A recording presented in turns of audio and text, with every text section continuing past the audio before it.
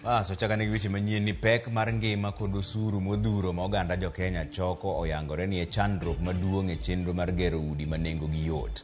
Penjo bende nitiere ni to ng'ama omenda ma ochoki no biro bedo e lwete. Magi gin moko kuom paro manochwal e nyim komiti mar od bura marango weche mag gedo. Lydia Okeyo nigi ler mar wachni. Chenro mar winjo pacho ganda ewi gedo mar ute manengogi ogonyore nodonjo odiochienge mar 11. Jolony weche mag uchumi kod riwruoge mamoko notiyo kod thuolono mar golo pachgi wach ni ka giseyo piny owacho kuom chuno oganda jo Kenya gi chudo mar osuru e kinde ma osuru mamoko bende pod obembo oganda jo Kenya. Taxing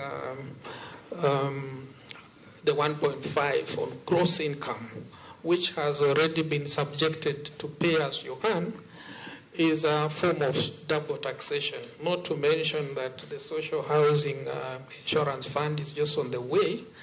Then it does not focus so well that you are taxing the same gross income. Giseo piny owacho kuom lieko ni chenro no geto loso thuolo mag tije pacho ka kinde ma osuru obembo e kembe kendo riembo ganda e tich kabinde gidwaro ler ewi kinde mibiro choke omenda ni kod okapu mibiro kane. This levy is greatly hampering the ease of doing business in Kenya, just like we have seen all other tax increases that were effected in 2023.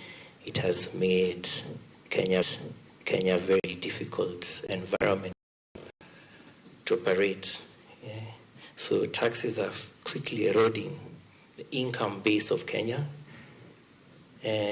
So taxes, the cost of living, the appreciation of the dollar and the euro, the increase in interest, you, the business person, find yourself in the middle of all these things. Bende gidwaro lere wi kaka ichiwo rak mag gedo mag utego kendo ogol fwayi mibiro goyo ewi oganda morem chulo osuru ne wang' sa kaka chik nowacho kaluwore ni kata piny owacho bende thoro deko gi osach moko kuom jotije ma pacho ka. Another critical issue is the public procurement, and we've currently seen these particular units.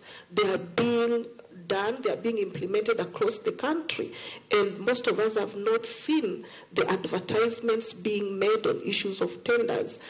We feel that there must be some, the issues of public procurement, how are they going to happen, should actually be brought up clearly. Gidwaro mondo michiw puonj ne jopiny ewi ber mar utego kendo ket gi malombo wang' to kik chun gigo ka bende gidwaro mondo mi ket ler mowinjore ewi thuolo ma ibiro chuli osuru go. The bill does not come out clear and talk about for how long. Is it perpetuity? Are we going to deduct this particular levy continuously? And we understand very well, for instance, the current units that are being done, they'll be sold. Once they are sold, where does the money goes to? Does it create a revolving fund? If this system is not well structured, it will end up being a system which transfers wealth from those who don't have to those who have, because those who have then are able to pay and get this, and of course then we create a negative element in what the intention was. Geno mar jopiny en mondo mi ketie tim paro ma gichiwogo kapok chenro makamano odhi mbele. Lydia Okeyo, Ramogi TV, Nairobi.